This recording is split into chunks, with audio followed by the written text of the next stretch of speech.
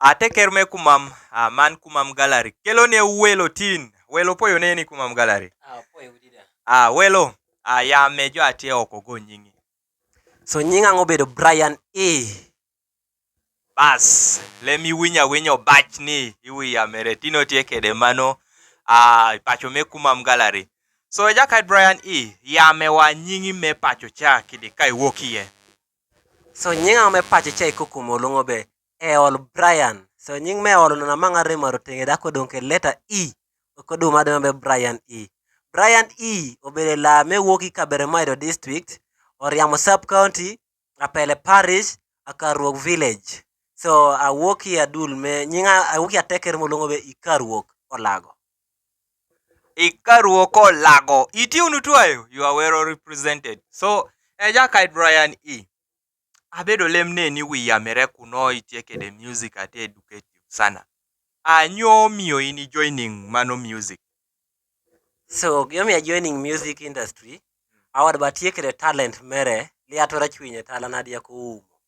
Kami wilo bongei giame atieke di kuona. So iwinyo jaka ni wacho betieke de talent dokoli etwero chwinye tala mere korie bie lala rebukite mito wilo bodo de neno poyo sana wokun mani kumam gallery. Brian. Do ngain in mi neno iko yambe iko gomba iko yambe wek dada gay goch.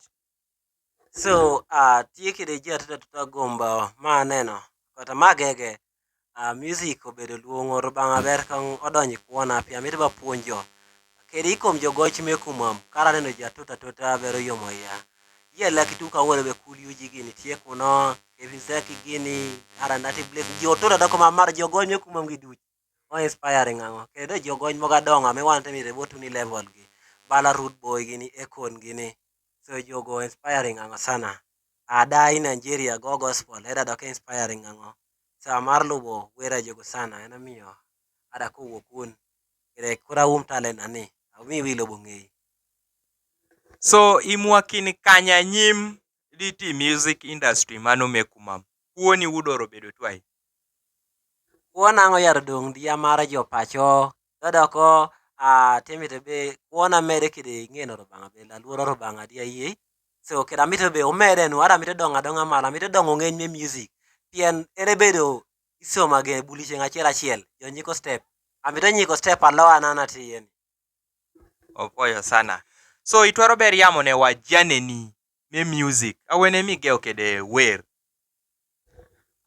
Probably ageo wer kom yama tini kire lebwa me pacho ageo wer sek dia tidi bala tiekide mwokini aromo kany amon around 2005 mwokini kany yako ikarno igochi sikulu molongba pele primary school ageo music la molongbe e bala Patrick Diangachol akogeo recording were mogo miwinyine be idwe wa omako ni soma abere madewa bino waru dongo jupu beri yame wane denga otono ene bei pipi kare monyo wapoka duba riba kelo teko werego angana wora buto yileng tero gi karego so iromna na geo music sek wuko ni karabor So iwinyo kumamliamo tako.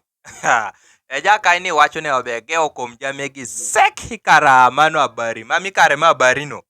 Ya iwinya bari do tuko werego I delta kuno totwal kara bari na wadwana tiekidegi kedo ko tiekide jaka ira chiel kuno odo bobo DJ Roberto enono DJ Roberto kabari. Yes. So ichuoni ogeo music mere sek chunye tala mere mano me talanta me mino wa magno music sek karabari. That's around 2005 6 7 amano kombala ota nyim opoyo sana pi wokun kede wera amita mago Adonai sani oyamo kede ni itie kede wera di Angona esa yamo kede na tie kede wera remote kata rewie kanyare amate ko recording a releasing yana no kachi pole ka chwa wiyam inyomioli keto were wiyamo.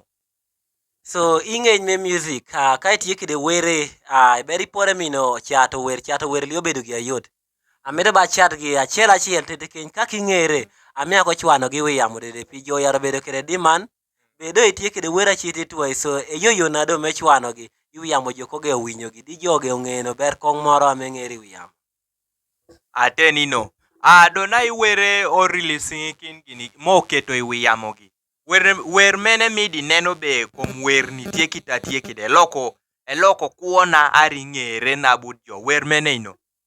So wer me oloko kuona obedo gwoko chuny dhano. Gwoko chuny dhano en adoko ber ko ng'awodo be chirimi berie puona me pore.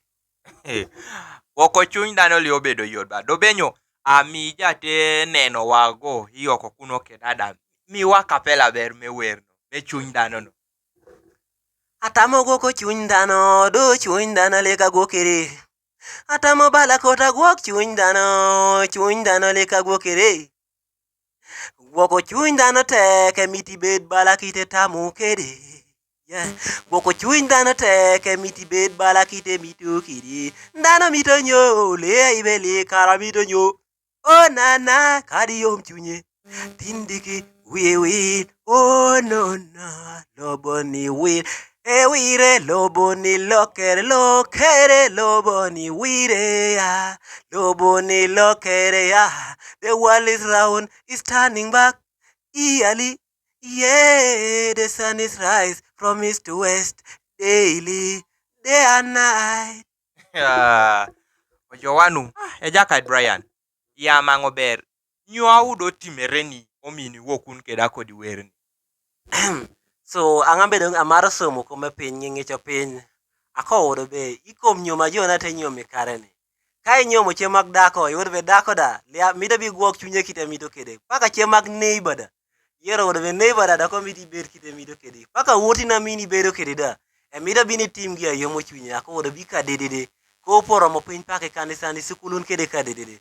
Saka meliwe ka wot weri yamo pien bango ikoma tamo gwoko chunyi amel tota liar momar ne wikan. Dawda bele atwero gwoko chunyi miamba tim do tin benyo. Ami atwero gwoko chuny dhano. Do benyo awinyi yam beton gwoko chuny dakoni. Benyi nyomo? Anga nyomo. So in ngati tie oko kuno nadi wacho bedo. Gineno. Yesu loi. So Jacket Brian, iwacho bi tie kede mano were otarwie kanyare. To benyo itie kede manager ikom were nigo. Manager tieni.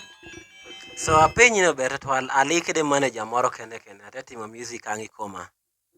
So were go dedede hinani kwanyo sete isauni metimo.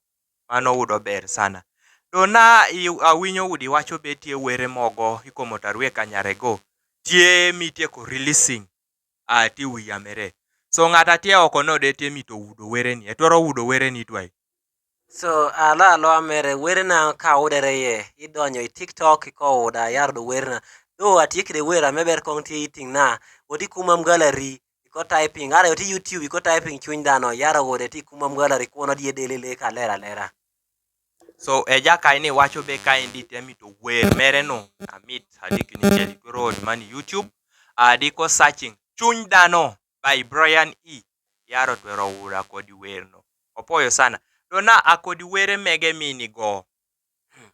So wokun sese ka maro timo were atie gospel songs era timo educative songs were me puonj.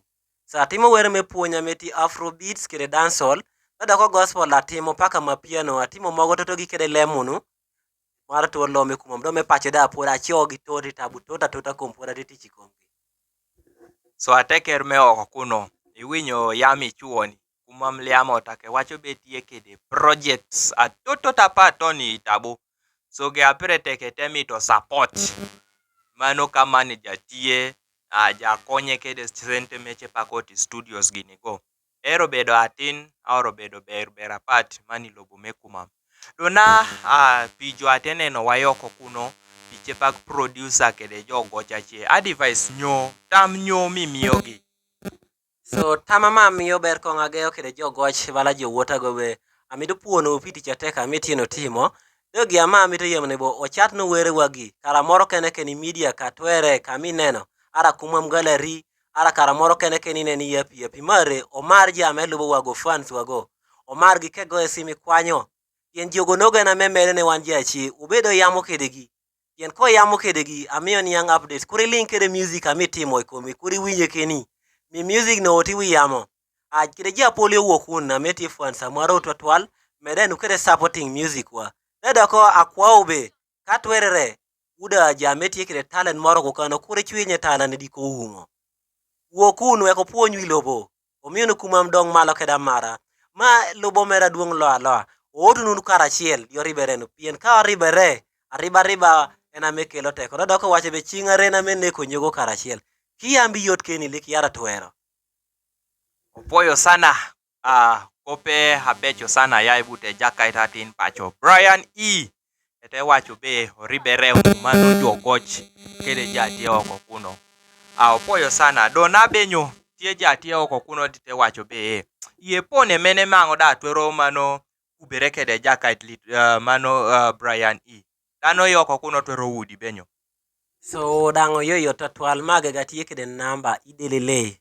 Amo bino weki wang screen kano ametie be not kanyare kanya uni achiel not are ade kanya ngon ot kanyi ade kara 07810239050 alubo meri romo di TikTok ini ko wodo Brian E ko tapping iyo di Facebook yara oda kone ni anga udi kara moro kene amit wera oda yoyo to yot.